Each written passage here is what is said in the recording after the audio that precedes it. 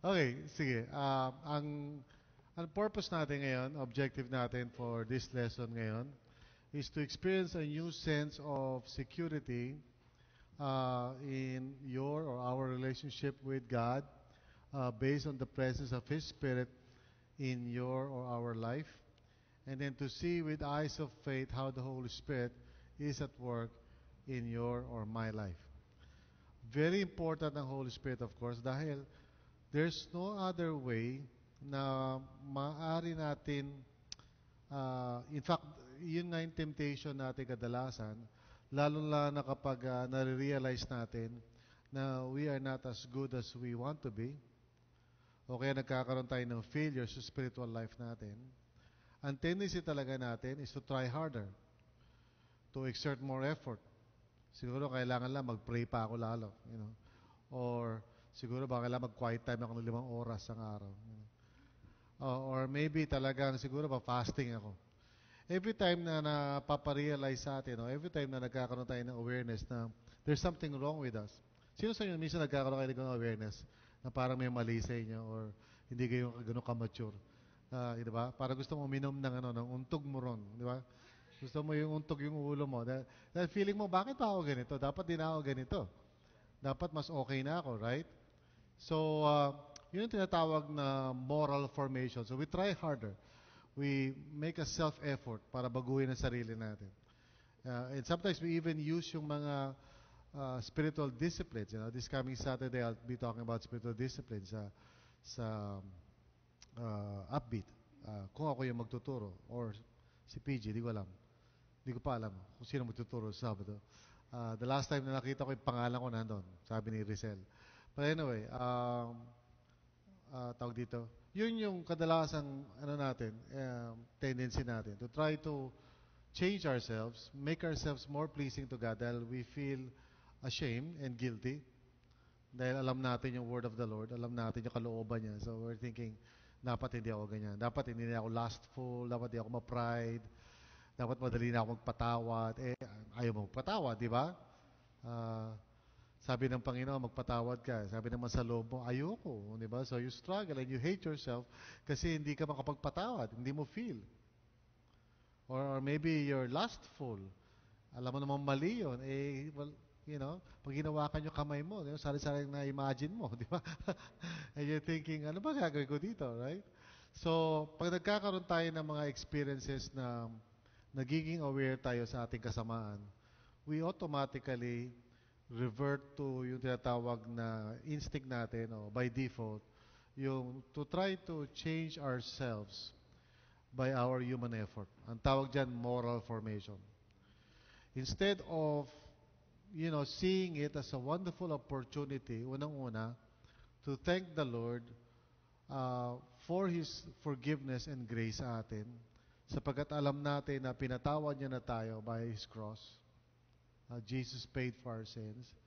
So yung unang-una is magpasalamat na yung ating acceptance sa Panginoon is not based on our perfection or righteousness. Instead, yung ating relationship with God ay naka-base kay Jesus Christ. And then secondly, we are then to trust God na by opening our hearts to Him and through the Holy Spirit, relying on Him, He will be the one to change us. And only then, pag narating na natin yung ganong klaseng change of heart or change of mind, which is very similar sa nangyayari sa atin at the time of our conversion, nung tayo unang tumanggap sa Panginoon, gano'n naman talaga nangyari sa atin. Na-realize natin, hindi natin kayang baguhin ang sarili natin o hindi natin kaya save ang sarili natin. Nagkaroon tayo ng repentance o pagsisisi. Tapos nanampalataya tayo kay Jesus Christ para iligtas tayo at baguhin tayo. Kaya nga tayo naging Christian nung araw na yun if you remember. So, wala naman talaga nagbabago sa pang-araw-araw nating buhay. Kung paanong tayo ay nakarealize ng ating kakulangan nung tayo ay unang na-save. Yun din naman dapat ma-realize natin araw-araw sa tuwing meron tayo makikitang mali sa buhay natin. We are supposed to respond in the same way as we responded nung una tayong na-save. Gets nyo? Gets nyo ba yung sinasabi ko? Kung paano ka tumugon kay Lord, the first time na confront ka niya. Nung naalala ko, sino naalala niyo? Unang-unang tumanggap kayo sa Panginoon. Diba? Yun yung time na naparealize sa'yo ni Lord, makasalanan ka, kailangan maligtas. Diba? Anong ginawa mo? Anong sinabi mo sa Panginoon? Diba? Hindi yung parang, Lord, ganun pala, no? Makasalanan ako. Teka, sandali, babalik kita. Hintayin mo lang ako, ayusin ko lang yung sarili ko, then babalik ako. No, no, no. Nung moment na yon, Freedom Day siguro yun, or whatever, karoon ka ng conviction. At sinabi mo, Lord, patawarin mo ako. I invite you to my heart. Change me, please. And then you trusted God to do that. And in fact, yun ang ginawa niya. Niligtas ka niya, pinatawad ka niya, sinave ka niya, binigyan ka niya ng Holy Spirit. Di ba? Kaya nakita mo agad yung resulta no, nagkaroon ng pagbabago sa life mo immediately. Hindi pa naman totally, pero mayroong immediate result agad noon. Nagbago bigla yung mga desire mo. Ngayon, parang mahal mo na si Lord, di ba? Gusto mo magbasa ng Word of God, gusto mo na mag-pray, di ba? Yung mga hindi mo naman kinreate yun eh. It is something na na-produce sa'yo because the Lord responded to you in a relationship. Kasi nag-trust ka sa Kanya. So He responded to you by working in your life. Now listen, this is the same thing na ginagawa ni Lord sa buhay mo araw-araw. Araw-araw. Hindi lang nung first time ka na-save, but araw-araw. And every time na nare-realize mo isang bagay na mali sa'yo, every time na di-discover mo na makulit ka, mayabang ka, whatever it is na nare-realize mo, ang gusto nila na response mo, pareho din ng response mo na na-save ka. Amen? He's not asking you to try to fix yourself. He's simply asking you to trust Him and the Holy Spirit. And yes, merong effort yun, totoo yun. Meron kang participation doon. Pero posible kasi na ikaw ay gagawa ng mga bagay-bagay kasi iniisip mo, yun yung technique para mabago yung sarili mo. Hindi yung technique. Okay? I'll teach you more about spiritual disciplines later on. But the important thing is, the Holy Spirit is crucial sa transformation mo as a believer in the Lord. Without the Holy Spirit, wala kang pag-asa. Amen? Okay? So, pagkaroon kayo ng parang pagkaunawa, there are two ways of trying to change yourself. Una, yung moral formation, wherein you're just trying to be a good person. Yun, mali yun. And then there's spiritual formation, kung saan you're learning to cooperate with the Holy Spirit na siyang nagbabago sa'yo. Yun ang tama. You follow me? Okay? So, good. So, let's move on. Let's look at some, the historical background muna as far as the Old Testament is concerned. In the Old Testament, the Holy Spirit came upon people at various times for specific purposes. He never indwelt anyone permanently. So sa madaling salita, the Holy Spirit basically was operating not from within a person's heart. Now, of course, we cannot really say that in an absolute sense. Na lagi na lang siya sa external kumikilos. Of course, He's working in the person's heart. Kay David, o sino man yung kaya kausap niya. But it's actually more of parang mga specific lang na mga sitwasyon o pangyayari, pero hindi yung parang lagi siyang naroon sa buhay ng mananampalataya. Like, for example, David would sometimes pray na, Lord, please do not take away your Holy Spirit in me. Or say, Saul, dating hari, and the Holy Spirit was taken away from him. O si Samson, So there were instances sa Old Testament na the Holy Spirit was withdrawn from a person. At yung tao na yon, of course, siyempre, failure na pagkatapos nun. Epic fail na. Kasi without the Holy Spirit, hindi na siya magsasucceed. Okay? So, let's look at some scriptures dito. Let's look at Joel 2:28. Okay? Joel 2:28.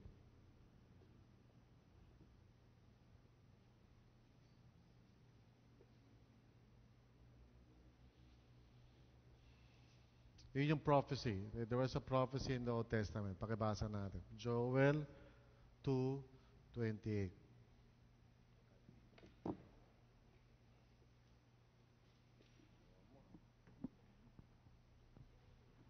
Joel 2:28. Nakita niyo na si Joel? And afterward, I will pour out my spirit on all people. Your sons and your daughters will prophesy. Your old men will dream dreams. Your young men will see visions. Okay.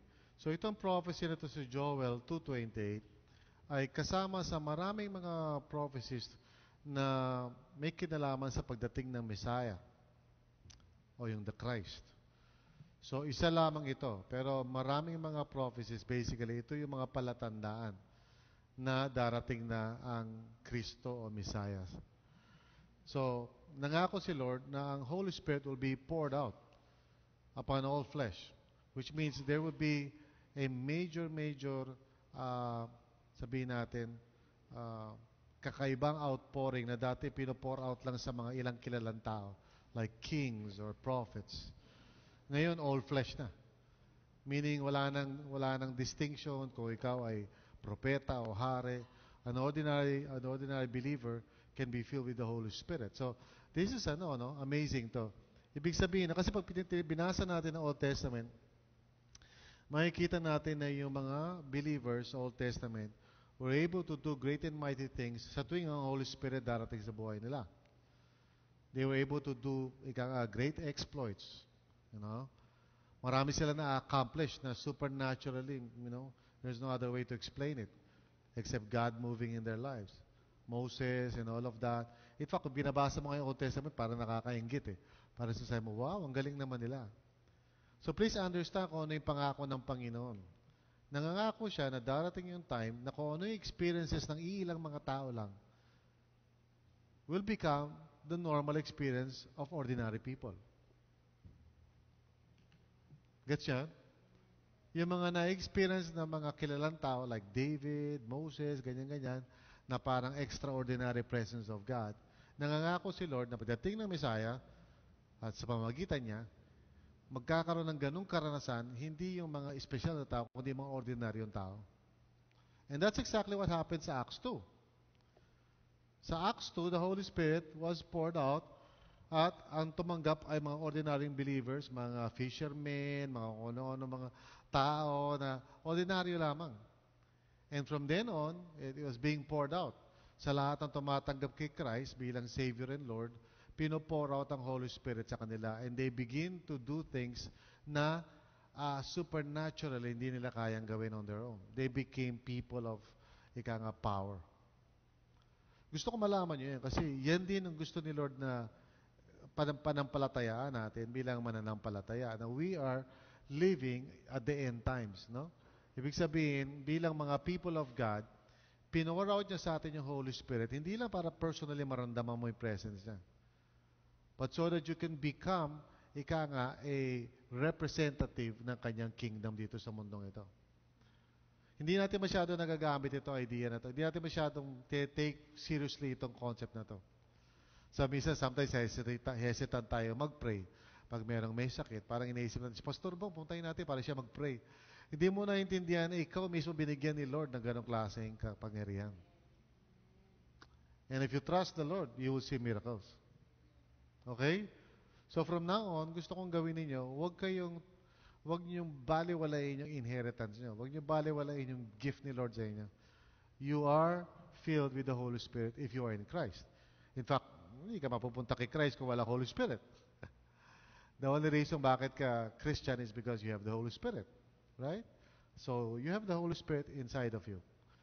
Binigay sa iyo nung tinanggap mo si Jesus bilang Savior and Lord. Alright? Kasi Oda, kung ano yung experience mo, regardless, sabi ng friend kong Spanish, wag ko daw sasabihin yung kasi Oda, masama daw. Sanay kasi ako pero mali talaga daw yun. Pangit daw yun, yung kasi Oda. Sorry kung nanonood siya. Siguro hindi naman. Tulog siguro yun. Nasa Amerika eh. Pero, hindi, daytime ngayon. Makagising, sorry, okay. Anyway. So, regardless kung ano yung pananaw mo, or regardless kung ano experience mo, ano ba, dramatic ba siya? Nag-speaking tongues ka ba? Hinimatay ka ba? O parang wala lang? Regardless, if you're a Christian, you have the Holy Spirit. Okay? Malalaman mo naman yan because you love the Lord and you love others. Yung love na yon cannot be produced by human effort. Ang greatest evidence ng Holy Spirit is love for God and for God's people. Okay? So if you hate God and you hate God's people, wala kang Holy Spirit. And then if you love God, if you love Jesus, and you love the people of God, there's no way na hindi galing sa Holy Spirit siya because it's not possible except through the Holy Spirit. You can only say Jesus is Lord through the Holy Spirit. Now, 1 Corinthians 12:13, ano sinabi doon? For we were all baptized by one Spirit into one body, whether Jews or Greeks, slave or free, and we were all given the one Spirit to drink. All right, so he's referring to believers. So what a wonderful, wonderful truth. Can you believe this? Huh? Can you believe na kung ano yung experiences nila Abraham, Joshua, lahat, Moses, is actually being given to you? Parang hirap paniwalaan because, sino ba naman ako? Di ba? Ordinaryo lang akong tao, right? Tapos hindi lang yun, marupok pa ako, makasalanan ako. So who am I actually to? But that's exactly the promise of Joel 2:28. That the Holy Spirit shall be poured out upon all flesh. Amen? Wow, exciting, di ba? So kayo, alam nyo yan. Yung mga wala dito, di nila alam. So, okay. So, una, the Holy Spirit, of course, regenerates me. Regenerate means siya yung dahilan bakit ako naboborn again. Regeneration is being born again. Okay? Now, of course, even before being born again, we all know na ang Holy Spirit is already at work sa buhay ng isang tao. Remember, I think I preached on that, yung doing your part, God's part, and our part. Nalala niyo ba yung sermon na yun? God's part, our part. So, ang Holy Spirit is already working. Bago ka pa tumanggap kay Lord, the Holy Spirit has already been working. The Holy Spirit actually is always working ngayon, sa mundo ngayon. Alright? Hindi naman siya absent. He's always working in the world. He's part of the reality right now. Of course, yung mga taong walang pananampalataya, they don't believe that. Pero we believe that. So, bago ka pa nakakilala sa Panginoon, meron na siya mga ginagamit na paraan para unti-unti buksan ang mata mo at ang puso mo. Maaaring ng mga time na yun, hindi mo alam. Baka ng mga time na yun, pasaway ka pa. Pero the Holy Spirit was at work. Amen? Alright. So, pag sinabi natin regeneration, it is to give rebirth. Re means again, generate means born. So, regenerate means born again. Alright? To give rebirth. So, malinaw sa Bible na bago ako nakakilala sa Panginoon, I was spiritually dead. Spiritually dead. In other words, bagamat I was physically alive, as far as yung ability ko to know God or to perceive God or even to hear God or to relate with God or to obey God or to do anything na may kinalaman kay God, wala. There was no way. Yun ang ibig sabihin ng spiritually dead.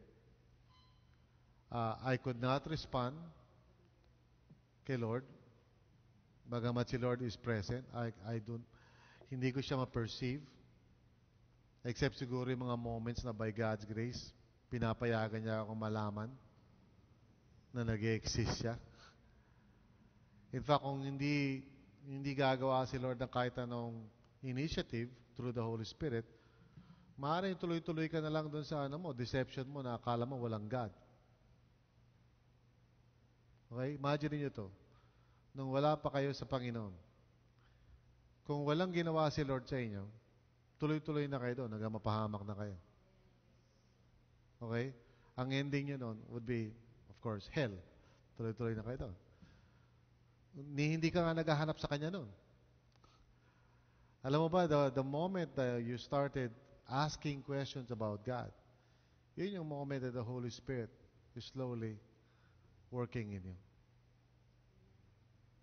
Nagkakaroon ka ng mga doubts o questions. Sino ba yung God? Bakit? Ano ba itong mga born again na ito? You are becoming interested. No? And maybe hindi mo paliwanag. Bakit gano'n? Maybe kahapon, kunyari, ang yabang mo, sungit mo, para kang anak ng demonyo. The following day, parang mabait ka na ngayon, naghahanap ka na ngayon ng mga Kristiyano. Dati, pinapersecute mo yung mga kaibigan mong Christians. Ngayon naman, parang interested ka malaman kung ano ba yung sinasabi nilang born again. So what accounts for that? Holy Spirit. Amen? So yung friends ninyo who do not know the Lord, tandaan ninyo, they are spiritually dead. Meaning to say na there is no way para malaman nilang may God, o kaya para maintindihan nila si God, o even makarespond kay God. Now, question. Paano yun? Paano nila malalaman si Lord? Well, may nireveal si Lord na paraan sa atin through the Word of God. In other words, pag nagsishare tayo sa mga tao, yun ang ginagamit ng Panginoon to quicken yung heart nila, and suddenly they realize. So in other words, pag nagsishare ako ng Word of God, yun din yung way para tawagin sila ng Holy Spirit. Pag hindi ka nag-share, there's no way na malalaman nila tukol kay Lord. So, yung invitation mo, yung kulit mo sa kanila, yung pag-share mo ng testimony mo, yun yung ginagamit ni Lord para mag-work yung Panginoon, para ika nga mag-umpisa yung resurrection sa puso nila, so to speak. Yeah? Kasi dead sila dead. Di ba? So, para magkaroon ng buhay, kailangan bigyan ng life. Paano magkakaroon ng life? Sabi ni Jesus, my words are spirit and life. Ewan ko paano ko explain sa inyo to.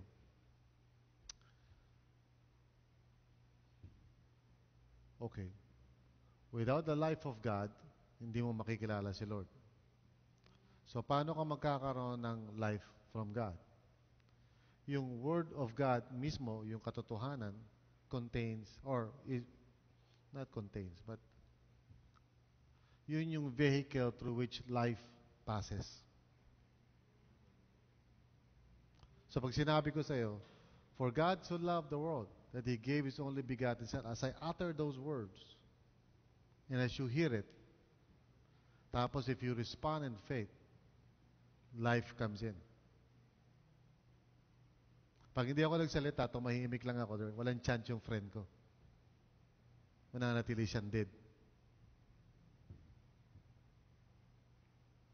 Of course, pwedeng hindi ikaw. Pwedeng gamitin niya radyo, TV, at mga lumang comics. Okay? Maaaring gumamit siya ng ibang paraan. Okay? Maaaring hindi ikaw. Kasi, disobedient ka kay Lord So, imbis na ikaw ang gamitin niya para maborn again yung kaibigan mo, maaaring gagamit siya ng iba. 700 Club, o kaya yung tita niya. So na-miss mo yung opportunity na magamit ni Lord. Gets yan? Kaya it's so important to share. So important yun. Kasi yun ang means. Okay? I hope I said it in the right way. It's hard to explain kasi. Ayokong parang maging superstitious tayo na parang yung Word of God parang no, but it's true. Yung katotohanan, yung kanyang scripture, yung katotohanan, once ma-receive ng isang pusong merong pananampalataya, it brings forth life. Kaya ang tawag sa Word of God is the Word of life. Ha? Nagigets ba yun? Okay, hirap magpaliwanag talaga ng mga bagay na ganito. Okay, so, now I'm spiritually alive through the new birth. So, pag alive na ako, i-refer natin sa physical. Paano malalaman na ikaw ay physically alive? Sige nga. Anong mga katibayan na ikaw ay physically alive? Humihinga? Okay. Alright, so merong ability, merong power. Okay? Anything else?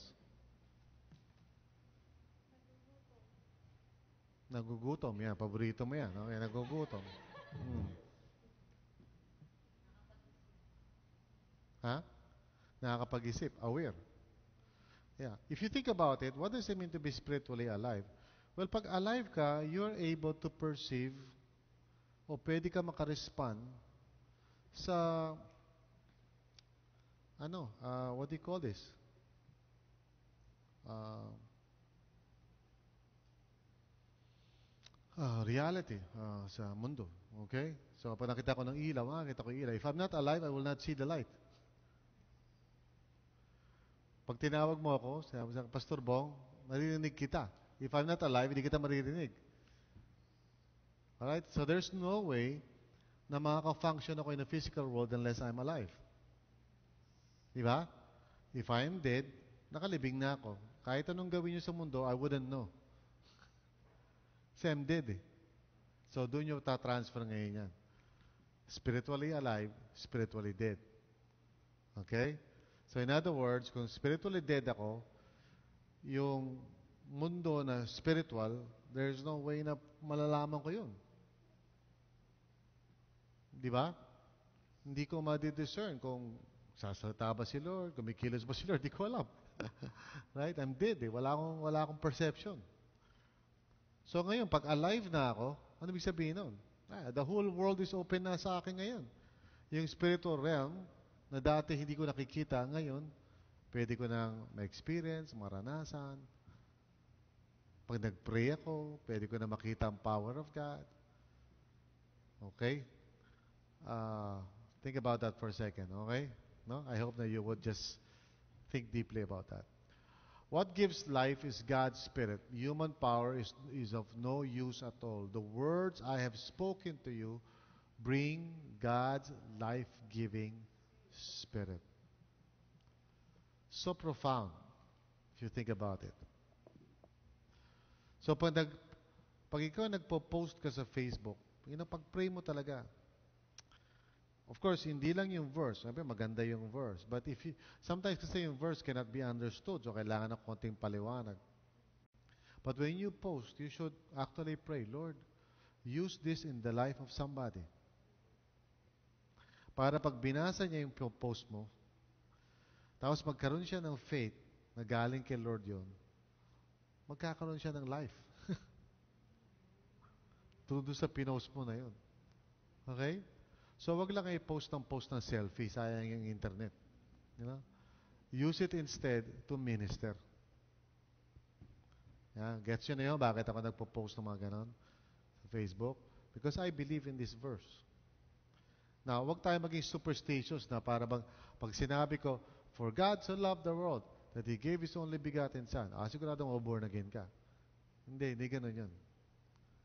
Follow? Hindi ganon. Una-una, kailangan maintindihan niya. For God so loved the world, kung ibig sabihin nun. Tapos pangalawa, kailangan mag-respond siya in faith. Hindi yun magic. Alam niyo, minsan yung mga nagpipreach sa kanto, ganun. Nagpipreach sa palengke. Iniisip nila, pag ako nag-preach, kahit wala nakikinig, sabi niya, my word will never return to me empty or void. Kino-quote nila yan. Tatayo sila sa palengke, pulpit, tapos mag-preach lang ganun. Habang nagpipreach sila, kahit nagdadaan na lahat yung mga tao, wala nakikinig, okay lang sa kanila. Kasi iniisip nila, my word shall not return to me empty or void. Ang tawag doon, superstition, hindi faith. Okay, superstition yun. Ginagawa mo magic. Just because sinabi ko, siguradong magbabago ka na. Hindi. Merong spiritual dynamics na kailangan mangyari. In other words, kung naglalakad ako, sa harapan mo, na ipulpito kang ganyan, kung di ko naman naiintindihan yung sinasabi mo, wala epekto sa akin yun. Gets nyo? Kailangan tumigil ako at mag-usap tayo at sabihin ko sa'yo, alam mo ba kung ano ibig sabihin ng for God to love the world? Hindi. Halika, usap tayo. Only when you understand, tapos pag naiintindihan mo na, when you respond in faith and say, alam mo, naniniwala ako kay Lord yan, only then, magkakaroon ng effect sa buhay niya. Yung Word of God.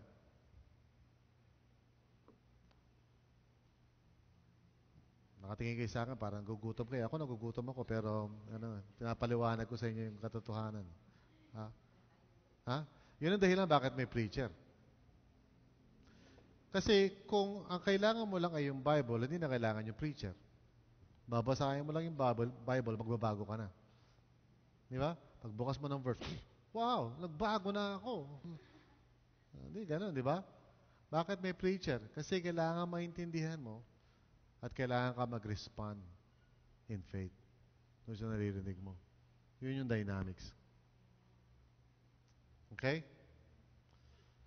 Ilan sa inyo kasama ko pa ngayon na hindi pa kayo naliligaw, baka naiiwan ko na kayo somewhere doon sa unang slide. Di ba? Okay. Sabi dito sa, ano na to, discussion question. Look again at John 3. Alam niyo ba yung John 3? You must be born again. Sinabi kay Nicodemus. Why do you think it was so difficult for a religious man like Nicodemus to understand spiritual rebirth? Do Jesus' words to him help you to better grasp what it means to be born of the Spirit? Kahit yung unang question lang. Bakit hirap na hirap si Nicodemus? Kilala niyo si Nicodemus? Ha? Okay. Si Nicodemus is a religious leader. Sabi ni Jesus sa kanya, unless you're born again, you cannot see the kingdom of God. So sabi niya, so paano yun? Kailangan ako pumasok ulit sa tiyan ng nanay ko? Yun yung isang example ng inability ng isang natural person to understand spiritual things unless God allows him to. So, yung pag-share ng Word of God is actually both a blessing and also a judgment. Wow.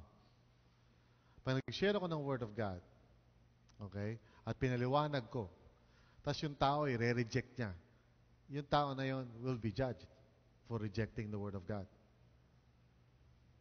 No? Now, in what form would that judgment take? I don't know. Pero, kumbaga, because of unbelief, meron ngayong parang hindrance sa life niya to experience God's grace. Pinaliwanag ko siya kung ano yung for God to love the world.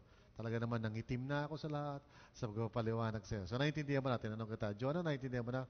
Oo. Anong response mo? Ayaw ko. So, pag gano'n ang response mo, you have now decided to exercise unbelief. And at that moment, yung shinare ko yung isa ngayon becomes also the opportunity for you to be judged by God because of your unbelief. So, pag nanampalataya ka, it will be an opportunity for you to be blessed. Pag hindi ka naman nanampalataya, it is actually an occasion for you to be judged. Now, it does not necessarily mean na final na yun. Pero at that point in time na nagre-reject ka, you have rejected the grace of God. Kaya nga sabi ni Jesus sa mga disciples niya, pag kayo ay humahayo, no? Pag mayroong isang city o town na ayaw tumanggap sa inyo, pagpagin niyo yung sandals niyo. Sabi niya, it will be more, mas lighter punishment pa yung Sodom and Gomorrah kaysa doon sa town na yun. Wow!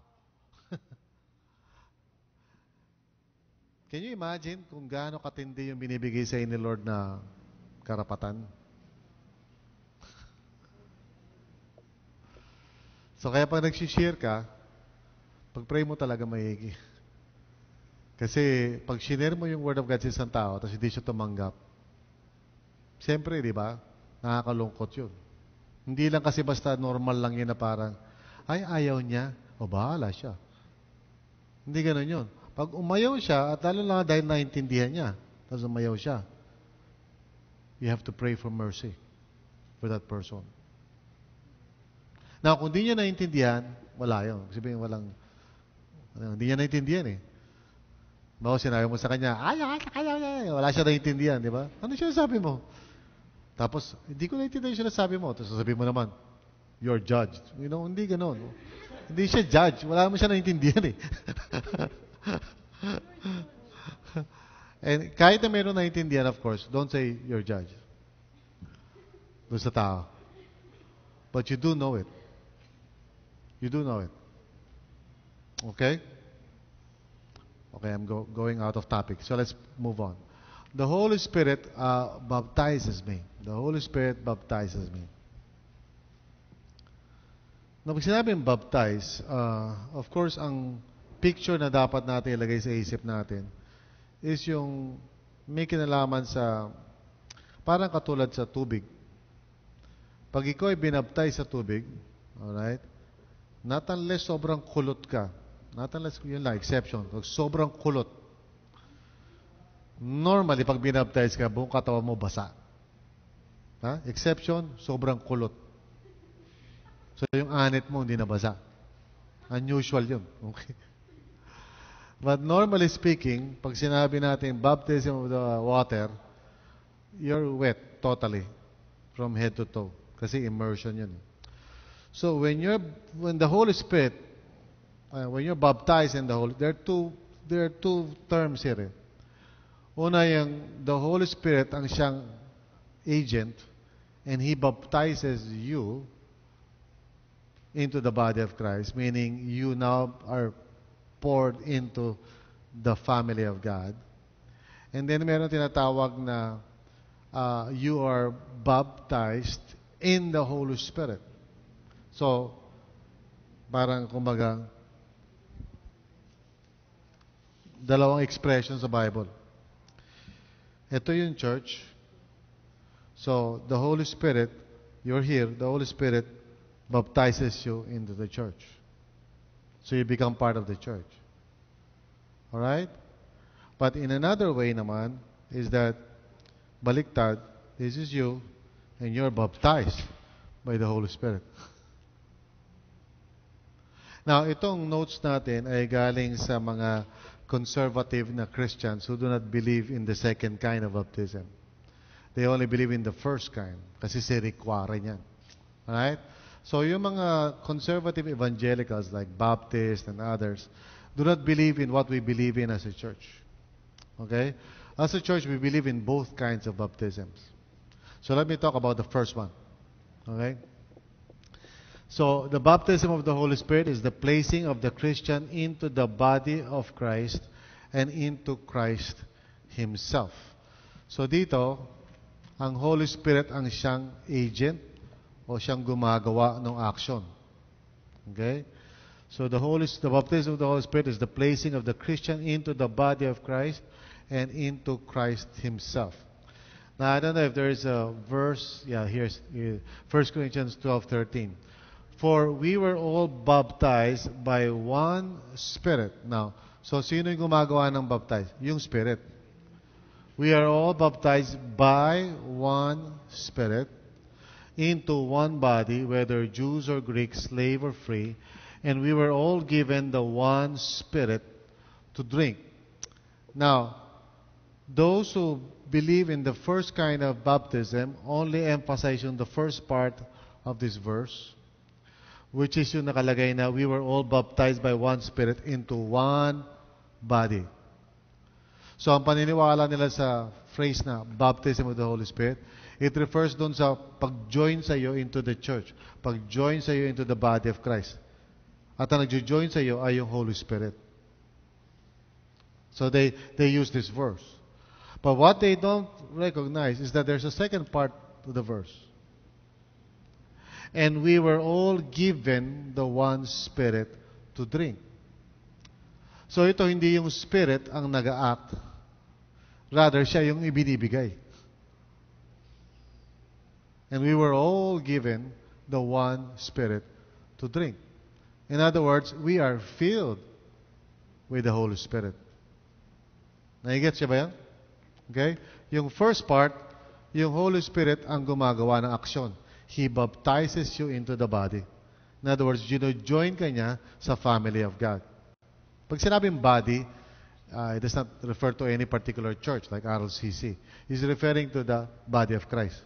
Lahat. Universally. Okay? So, every time merong mananampalatayang tao, ba't ang init? Parang, di ba nakabukas ang aircon natin? Is it on? Parang pinagpapawisan ako dito.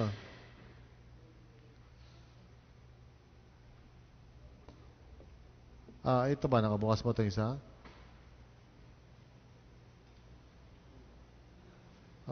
Wag naman ganun ang pag-operate ng aircon. Kasi mahal din yan eh. Ano, tak, gano'n. Hindi, hindi natin kayang bayaran yan. Si GV, na-stress ako, birthday ko, inaano mo ako eh. Okay. Tapos kayo naman sa tech, mahawa naman kayo sa amin dito, ang init eh. I-on nyo naman bago mag-start. Okay, sorry sa internet. Kasi, okay. Nasaan na ako? Yun. Sige, oh.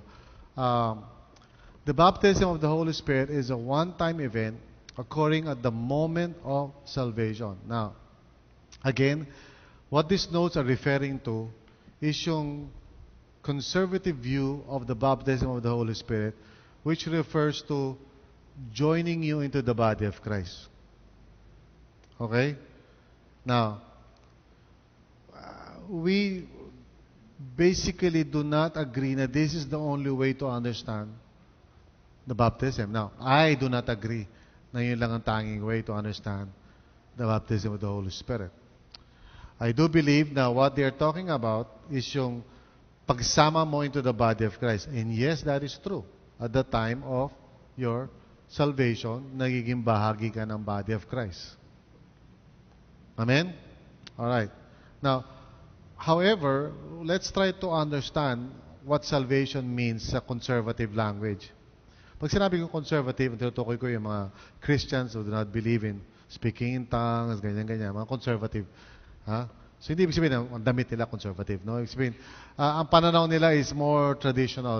Kasi tayo, we belong to the renewal side of evangelicalism. Okay?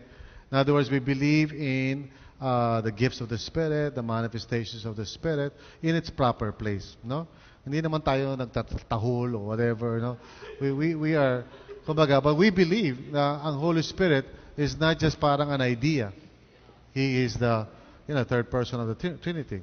But anyway, so yung conservatives, those who belong to that side of Christianity na parang hindi na sila ganun ka-open sa movement of the Holy Spirit. And please don't judge them, Christians din yung mga yun. They just don't agree na ganun yung ibig sabihin ng baptism. So, pag sinabing salvation, usually what they mean by this is yung tinatawag na sinner's prayer. So, sa pananaw ng mga conservatives, nasisave ka pag inulit mo yung sinner's prayer. Alam niyo yung sinner's prayer? Diba? Yung ililid ka, mag-pray tayo.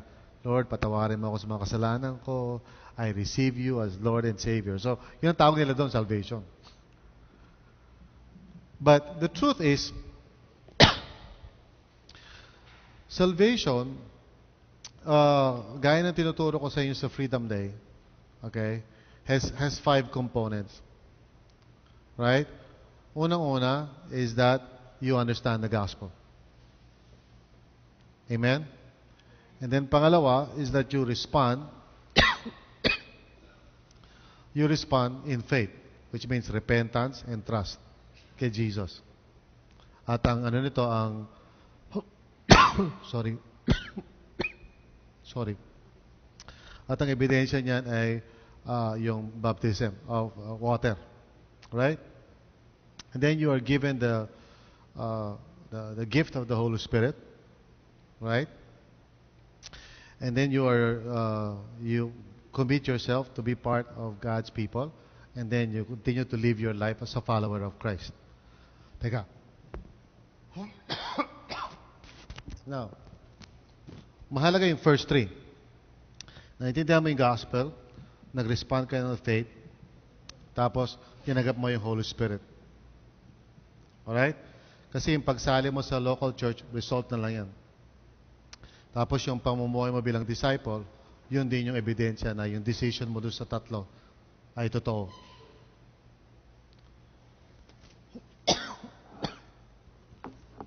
Okay. When you understand the gospel, sometimes you don't understand the gospel the first time. Are you listening? First time na i-share sa yung gospel, baka hindi mo agad maintindihan. So sometimes it takes a while bago maintindihan. Tapos, para makarespond ka ng faith, minsan it takes a while bago ka mag-repent, di ba? At mag-trust talaga kay Jesus bilang Savior and Lord mo. And minsan, it even takes a while bago kang pabaptize sa tubig. Okay? Now, yung baptism of the Holy Spirit, hindi mo kontrolado yon. Yung pagbigay sa iyo ng Holy Spirit ng Panginoon. Si Lord kasi nagko-control nun. At binibigay niya sa iyo at the moment na nag-trust ka sa Kanya. Pero yung pag-trust mo sa Kanya, may take a while. Depende sa circumstances. Depende sa heart mo. Okay? So kung shinare ko si Jonan ngayon, baka 3 years later pa siya mag-repent. Pero pag nag-repent siya 3 years later at magtiwala kay Jesus, doon pala ibibigay sa kanya Holy Spirit, not before. Okay? Now, some people call it revival. Actually, di revival yon. Kasi, ganito ang pananaw ng mga tao. Tumanggap na siya sa Panginoon, alam ko eh. Nung 18 years old siya, tumanggap siya eh. Pero nung umattend siya ng isang worship service, na-feel siya ng Holy Spirit. Bakit ganon? Well, doon lang talaga na kumpleto yung kanyang salvation. Ganun katagal. In other words, yung kanyang initial na conversion, I don't call it talaga salvation, but more like initial conversion, it took a long time. Now, some people, dahil yung puso nila ready na, kumbaga pwede mangyari yun all at the same time. Ngayon, sineran ko si GV ngayon, talagang ready na yung heart niya. So, pagkaintindi niya ng gospel, respond talaga siya ng genuine faith, diba? Repentance siya talaga. Tapos, right there and there, habang nag-uusap kami, na-feel siya ng Holy Spirit. In fact, bago ko pa ilay hands yung kamay ko, na-feel na siya ng Holy Spirit.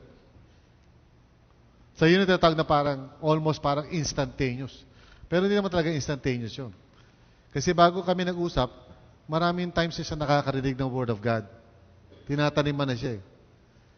So, nagkataon lang nung nag-usap kami, yun na yung kanyang harvest. So, it's wrong for us to view salvation or actually, ayokong tawagin salvation yun. Kasi salvation is the whole thing eh. Salvation is when the new heavens, the new earth are restored. Yun ang salvation eh. Okay? Kapag ikaw, meron ka ng spiritual body and there's the new creation and lahat na yun. I mean, that's the whole thing. Yun ang salvation talaga. What we talk about individually is conversion. Okay? Yun talaga yung term natin doon, conversion. Okay? We turn. In other words, we convert. We turn from our evil ways to the purposes of God. Okay? Now, pwede natin tawagin salvation yun, basta we understand it's a whole process. Okay? Huwag natin tawagin na parang, nung tinanggap ko si Lord, kasi ganun kasi yung teaching na madalas nangyayari ngayon, na parang, kailangan tanggapin mo si Lord para saved ka na. Para ba ang usapan dito, parang, magawa ka ng transaksyon, para nandun ka na sa loob, para in ka na, hindi ka na out. In na ako. You know? But salvation has to do with, receiving the Lordship of Christ upon your life and making a decision to follow Him all the days of your life. So it's a call to become a disciple. Okay? Ang salvation has to do with yung pagtanggap mo ng kaharian ng Diyos sa buhay mo from now on until forever. Alright? So, in that sense, ang ibig sabihin ng salvation talaga ay yung pag-fulfill ng purpose ni Lord sa life mo from a certain point onwards. So, hindi lang ito parang transaksyon. Yun nga yung problema natin ngayon. Kasi sabi ni Lord, make disciples. Pero ngayon, marami tayong Christian na hindi disciple. Nasa Bible, walang ganun. Dito, inimbento lang natin yun. Pag tinanong kita, Christian ka ba? Opo, bakit? Tinanggap ko si Lord. Kailan? Noong 2008. Are you a disciple? Hindi po. Ano nangyari yun? How can you be a Christian and not a disciple? Okay? So, there is something wrong with that understanding. So, balik tayo rito. The baptism of the Holy Spirit is a one-time event occurring at the moment of salvation. So, pinaliwanag ko na yung mga ibig sabihin ng mga words. Pag sinabi nila at the moment of salvation, ibig nila sabihin nung tinanggap mo si Jesus as Lord. Okay? But I'm clarifying for the sake of everybody sa theology na hindi ganun yung teaching ng Scripture as far as yung conversion natin, hindi lang yung parang tumanggap ka and nag-pray ka lang. It has to do with what? Understanding the gospel, okay, responding in faith, di ba? And then receiving the Holy Spirit as God's response to your faith. Okay? Naintindihan niyo yun? Yung receiving the Holy Spirit is not automatic. Si Lord ang nagbibigay nun. Hindi ikaw ang nagde-decide. Hindi parang switch yun. Hindi, oh Lord, nag-repent na ako. You know, so ano na yung Holy Spirit. Si God is sovereign. So sometimes He does not give the Holy Spirit because you have not really believed. Yun ang dahilan bakit minsan sa Freedom Day, mayroong mga tao who do not receive the Holy Spirit. They have not really believed. Pansin nyo, minsan pag naglilihans dito, mayroong mga tao who actually experience yung pagbabago ng life nila, you know, may manifestations and all of that. Yung iba, dead ma lang. Kasi they have not really believed. And alam ni Lord yun. Now, of course, we don't tell them. Okay? So, halimbawa, isang tao parang bato, di ba, nakatayo, nakaupo dyan. Yeah? Hindi ko sasabihin, hindi ka kasi nag-believe, kaya wala kang, hindi, I just love them. Okay, come back na lang kayo next time. I don't tell them na parang, hindi kasi kayo nanampalataya. You follow me? But that's the truth. Yung truth, no? Kaya minsan yung receive na yan, deceiving yan. Yung tatay ko, pina-receive ko na eh. Ano nangyari? Ayun, nagiinom. Hindi siya nag-receive. he did not decide to follow Christ. Nag-say siya ng prayer, pero he did not become a disciple. Follow me? Okay? Wow. Saan na tayo tumatakbo? The baptism of the Holy Spirit is a universal experience for believers. Of course. That is true. For all believers yan. Okay? Pag nakuha nyo yung notes nyo, please review yung mga scriptural verses tungkol dyan. Okay?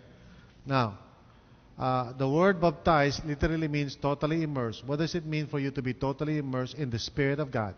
Does it affect your perspective on other believers when you realize that we're all totally immersed in the Spirit of God? So here's something na we need to clarify. So dito kasi minimix na yung okay? So this is Rick Warren, okay? Alam ko kamukha ko si Rick Warren ngayon, pero okay, this is Rick Warren, and he belongs to the traditional side of Christianity. I respect him, but I don't agree. Okay? But I decided not to change the notes as is yun. Okay? I want you to look at Acts 19. Okay? I think it's Acts 19.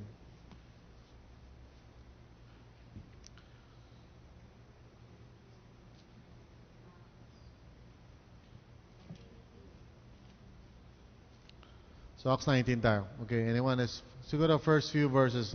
I'll tell you kung kailan ka titigil. Basta read the first few verses. Microphone.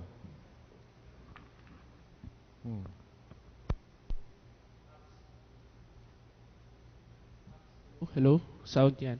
Acts 19, while Apollos was at Corinth, Paul looked the road through the interior and arrived at Ephesus.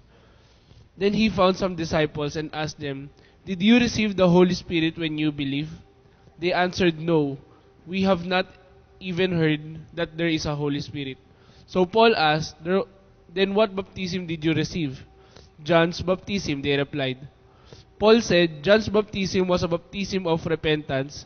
He told the people to believe in the one coming after him, that is, in Jesus. On hearing this, they were baptized into the name of the Lord Jesus.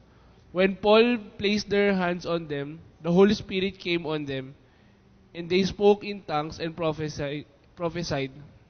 There were about 12 men in all. Okay. So, that's a good verse to look at, right? Diba? Kasi dyan sa verse na yan, it appears na may natagpuan si Paul na mga disciples, pero hindi siya sigurado kung klaseng disciples. Pero sa Acts, kasi pag sinabing disciples, Christians, right? Okay. So, meron siya natagpuan na gano'n. And apparently, parang merong discrepancy. Kasi yung tinanong niya, have you received the Holy Spirit when you believed? So, ang sagot nila was, hindi. Alright? Hindi nga namin alam na merong Holy Spirit. So, nung tinanong sila ni Paul, anong klaseng baptism ang inyong Ang pinaniwalaan lang nila, yung baptism ni John. Si John kasi sabi niya, repent, be baptized, kasi darating na yung Messiah. So, in other words, hindi kompleto yung pagkaintindihan nila ng gospel. So, kinailangan pa ulitin ni Paul yung ibig sabihin ng gospel, at tapos niya ipaliwanag yung gospel at manampalataya sila, saka pa lang niya nilehans yung mga tao to receive the Holy Spirit. But what is important is that hindi yun automatic. Alright? Hindi yung automatic. There were certain conditions that have to be met bago sila filled ng Holy Spirit. And they spoke in tongues and they prophesied. Kung ano man yung naging manifestations nun. But the important thing is, magkaiba yun. Alright? Yung normal na sinasabi natin parang tumanggap lang ako sa Panginoon and then right there and there, nung nag-prayer ako, parang ganito yun. Lord, sundan mo ako sa panalangin. Yes, Lord. Panginoon, patawarin mo ako sa mga kasalanan ko. I now receive you. Okay. Jesus, thank you, Lord. I open up my heart. So, ikaw ngayon nag-share sa akin, nag-justin, sabi mo sa akin, wow, nag-pray ka na. Alam mo ba na may Holy Spirit ka na? No. Doesn't follow. Kasi baka nagpe-pray lang ako para sumunod sa iyo. Right? Is that possible? Of course, di ba? Now, I'm not saying na hindi possible for the Lord to fill him with the Holy Spirit. Kasi kung talagang genuine yung repentance niya, talaga i-fill siya ng Holy Spirit. Kahit na nakayuko pala kami pareho. Kahit hindi pa ako nagle-lay hands sa Kanya. Posible yun na gawin ni Lord yun. Kasi alam ni Lord yung heart eh. Naintindihan mo? Pero normally speaking, kung hindi gagawin ni Lord yun, nakayuko kami pareho, tapos sinabi niya, I receive Christ as Lord. So, anong gagawin ko bilang nag-share? Papatok yung kamay ko na pray for him na ma-receive niya yung Holy Spirit. So, may action na ganun. And if it's really true and genuine yung kanyang faith, he will receive the Holy Spirit. Pero kapag wala nangyari, pag nilay hands ko, wala nangyari, parang walang kahit anong manifestation, nakatingin lang siya sa akin, there's no real faith. So, yung baptism of the Holy Spirit is the testimony or evidence na you really have faith. Saving faith. Yun yung signature ni Lord sa proseso na yun. Parang kumbaga sa check kahit na may 1 million kapag wala signature, walang kwenta yun. So, the Holy Spirit, once given, that is actually the evidence that you have been accepted by God into His people. You follow now yung distinctions now? Alright? So, kina-clarify ko lang yun. Kasi, even though, naiintindihan ko yung sinasabi nila, but pag hindi mo clarify, it's actually misleading. Andiyan pa ba kayo? Di ba kayo naligaw, nalandas? Ha? Okay lang? Okay. Sige, alright. Oh, may tanong ba kayo?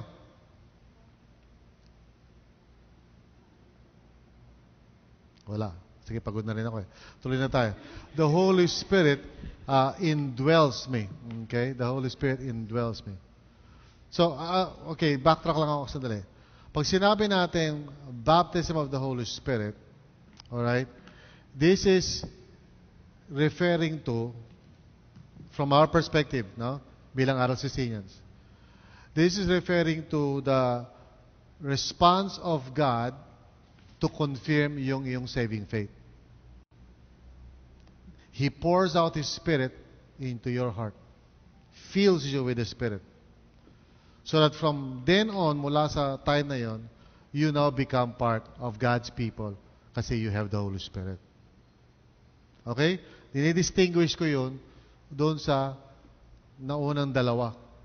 Kasi yung salita nung ni parang Rick Warren, parang minerge niya lahat eh. Na? Parang lumalabas sa porkit nag-say ako ng prayer, I already have the Holy Spirit agad. Automatically. Ha? Gets yung paliwanag ko na yun, ha? Okay. Tapos na tayo na, ha? Okay. The Holy Spirit indwells me. Okay? So, as a believer in the Lord, once na matanggap ko yung Holy Spirit, the Holy Spirit is upon me, within me. He now lives inside my heart, my life. Okay?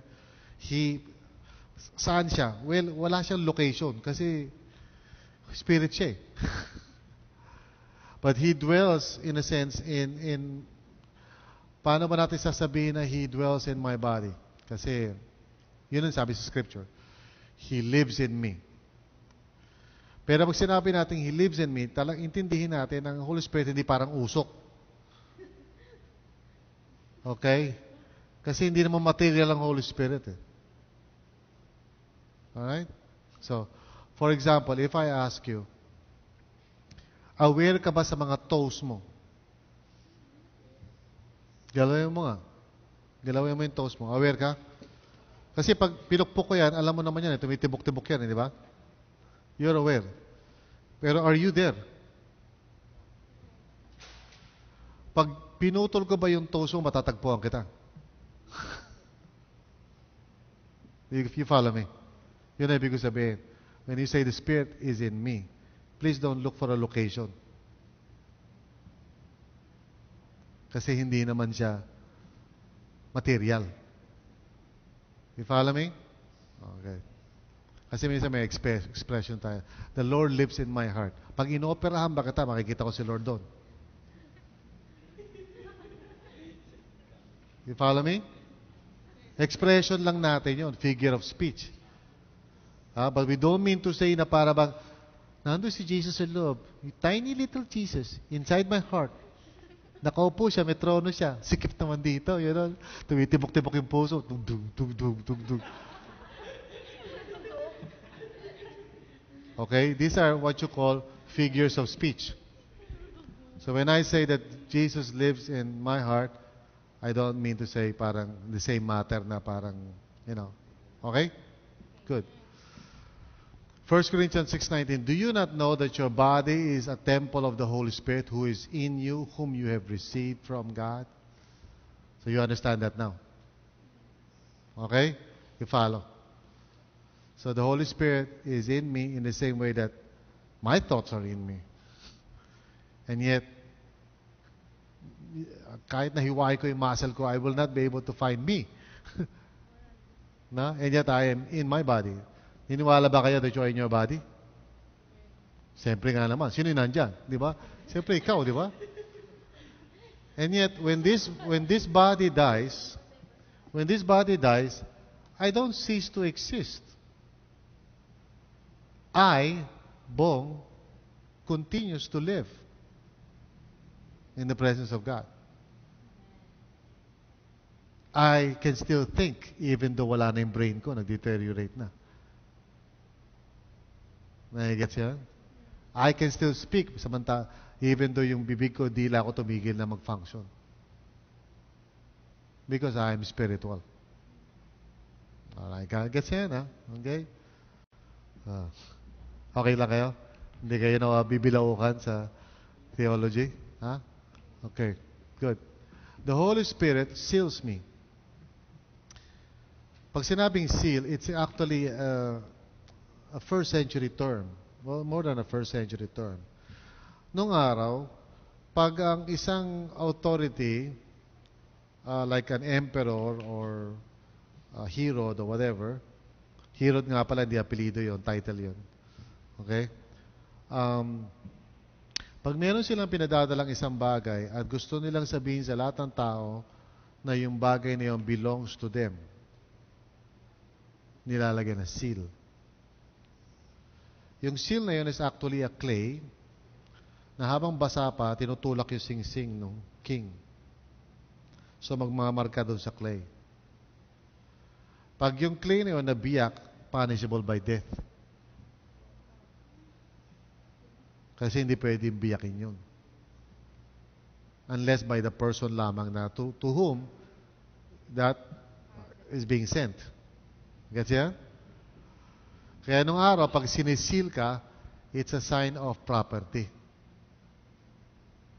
and protection. So pag sinabi natin the Holy Spirit seals me, naintindihan nyo na. Ha? Hindi yung parang siniselyuhan ka at, hindi ka na makawala. Okay. Sealing implies ownership and protection. Sealing implies ownership and protection. Okay? The Holy Spirit is the deposit of God's promise. Ano ibig sabihin ng deposit? Pag ikaw bibili ka ng isang bagay, lalo na pag gusto mo mag-down payment, yung down payment mo ay katibayan na babayaran mo yung buong amount. Binibigay mo lang muna yung initial. Di ba? So, ang Holy Spirit is an initial down payment. Amen? So that para alam mo para alam mo na everything na promised by God sa future, which is the new heavens and the new earth, plus the resurrection, the new body, is going to be fulfilled. Binigyan ka ng Holy Spirit para down payment niya, katibayan niya na everything that He said will be fulfilled. So, napakahalaga nun. Amen? Napakahalaga ng Holy Spirit. Kasi without the Holy Spirit, wala kang i-claim. But if you have the Holy Spirit, then may hope ka. Alam mo na pagdating ni Lord, lahat ng pinangako niya will be fulfilled. Okay? Sabi sa Ephesians 1:14, who is a deposit guaranteeing our inheritance until the redemption of those who are God's possession to the praise of His glory. So it's so important to have the Holy Spirit and to know that you have the Holy Spirit. Very important yan. Okay? Yan. 2 Corinthians 5, verse 5. Now it is God who has made us for this very purpose and has given us the Spirit as a deposit guaranteeing what is to come. So yan ang garantiya mo. Kaya pag nasa-sense mo ang Holy Spirit in your life, na-experience mo ang Holy Spirit in your life, yan yung ano ni Lord sa'yo. Yan yung ebidensya mo. And someday you will resurrect. Someday, okay? So, sabi nga ni Lord, those who believe in me, will not taste death. Alam niyo ba ibig sabihin nun? If you are a Christian, you're a true Christian, pagdating ng death mo, you would not even know it. You will just pass from death to life. Okay? Sabi nga ni Dallas Willard nung ini-interview siya, kasi may sakit na nga siya. Sabi niya, na kapag namatay siya, baka hindi pa niya ma-realize agad until sometime later. Okay. Nagbibiro siya. But it's true. Kasi sabi ni Jesus, I'm the resurrection and the life. Whoever believes in me shall live even though he dies. Diba? And even those who believe in it will never die. Okay, they will never die. Sabi niya. Okay. So, the sealing of the Holy Spirit is a tremendous source of security in our lives as believers. What is one of the areas of your life where you regularly need to draw on that security account? So, in other words, ang Holy Spirit ay yan ang security mo. Okay? It's actually your ID, your passport, all in one. Your visa, okay? Lahat. So, sa anong area ng life mo ngayon, sa tingin mo, God wants you to claim yung seal at yung ownership sa'yo ng Panginoon at this time. Is there any area of your life right now na parang nagkakaroon ka ng doubts and God is reminding you na yung Holy Spirit niya in your life is your assurance of His salvation? Would you share with one another yung sagot nyo dyan? Anong area ng inyong life?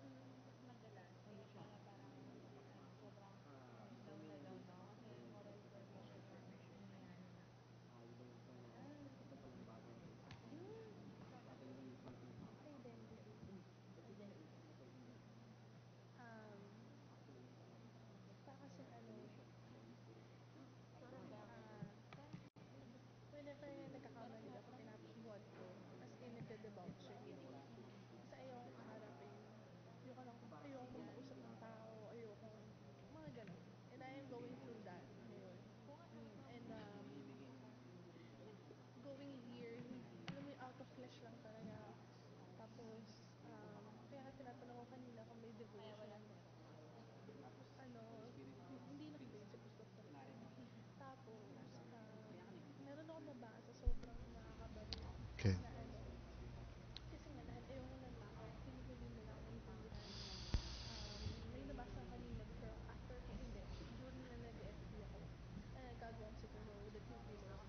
Tek, yes, enter.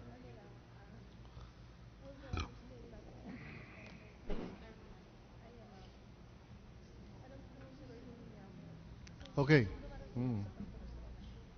Ano tutunan niyo tungkol sa Holy Spirit ngayong gabi? Anong tumimo sa inyo? Sige, one by one. Gusto ko marinig. Ano ang tumimo sa inyo? Hana, start ka na. Ako po yung sobrang nag-strike po sa akin yun dun sa spiritual formation tsaka sa moral formation.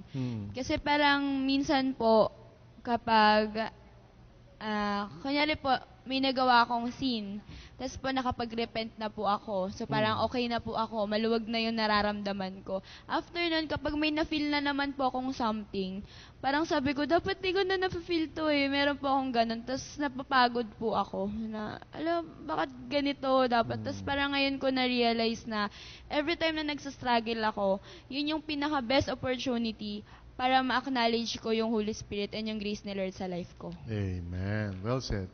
Excellent. So, simula ngayon, mababawas-bawasan na yung ano mo. Yung feeling ng ano mo. Ha? Okay. Sa akin po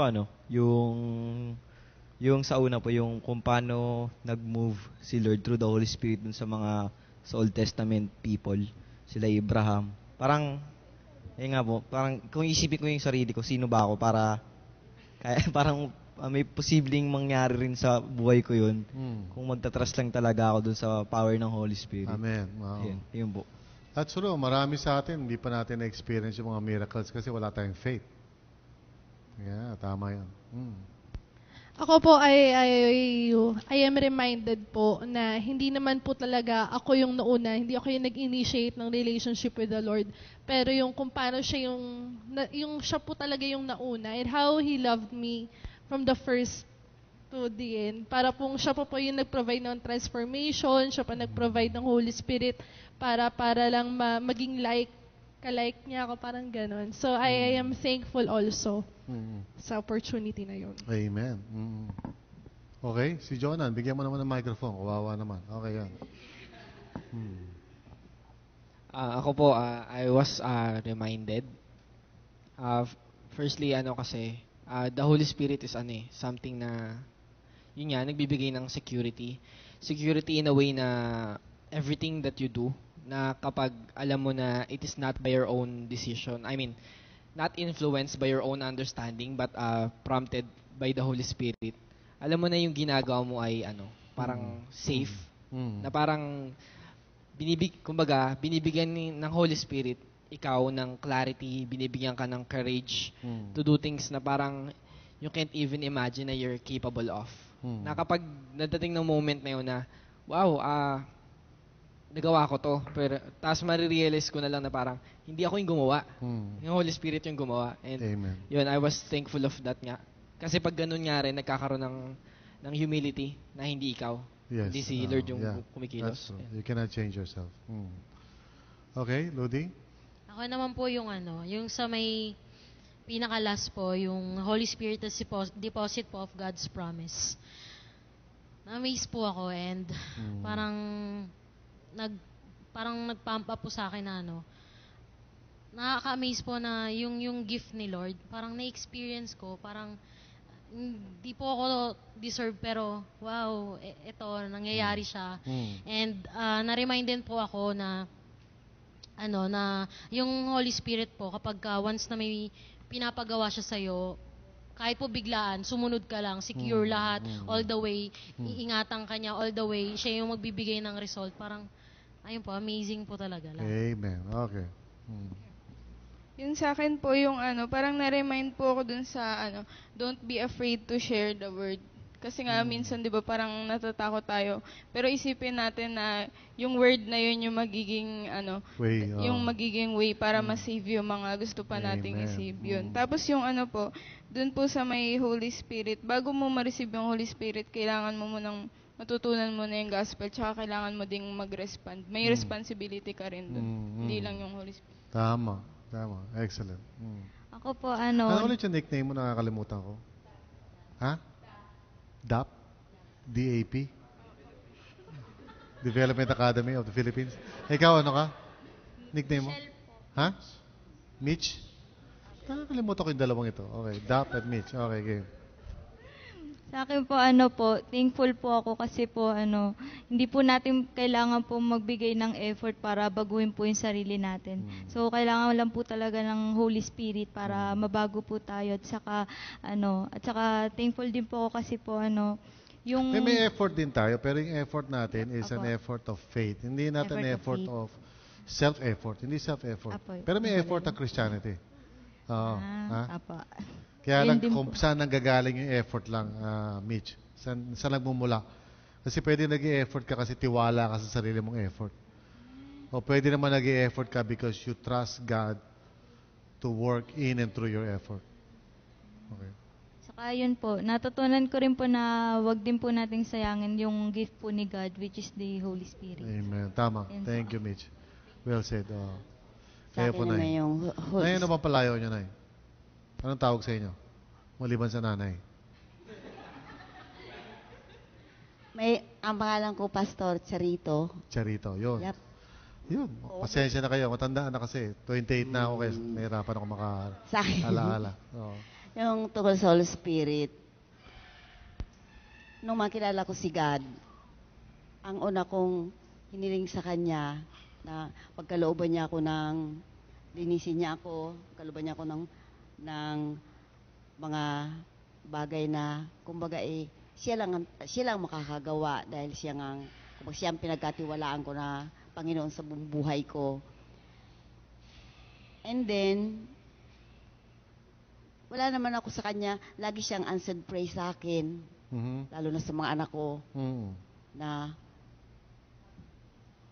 may anak ako na almost 12 years kong pinag-pray, pero sa awa ng Panginoon, nakakilala rin siya sa Panginoon. Sino yun? Answer. Yung isa kong anak na si Annalyn. Kilala ko yan. Hindi si Robert yun.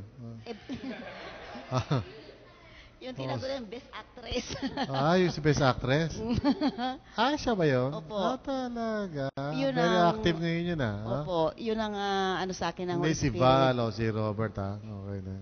Sila din po, Pastor. Okay. Ano rin po Praise sila God, kaya wala na po Amen. ako mano sa Thank you po. Panginoon. Thank you. Okay, sige, next.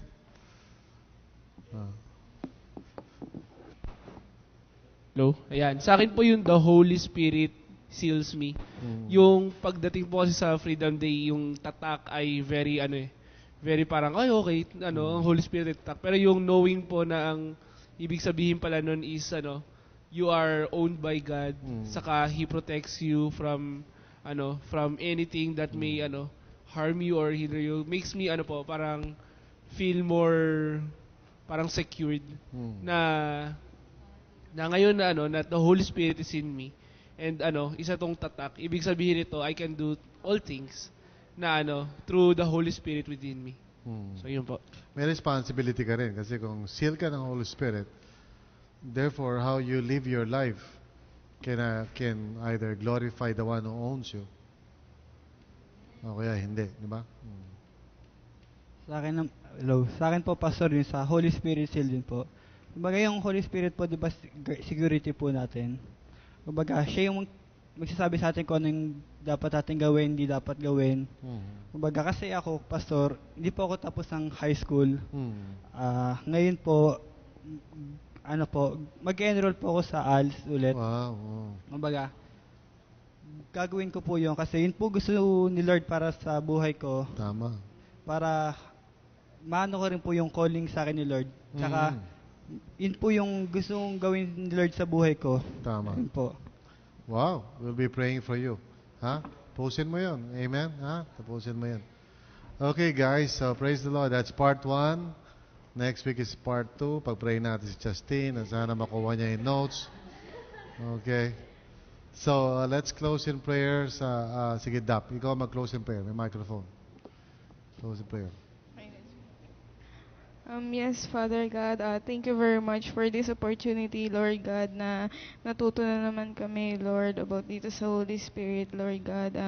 Praise God for the life of PB, Lord, na nakaabot siya dito at nag-effort talaga siya, Father, para maipatid sa amin yung wisdom, Father, na galing sa'yo, Lord. And we are hoping and praying na next week po, Father, ay madagdagan pa po itong wisdom na binibigay mo sa amin. Thank you very much. In Jesus' name we pray. Amen. Amen. All right. Praise the Lord. See you. Okay.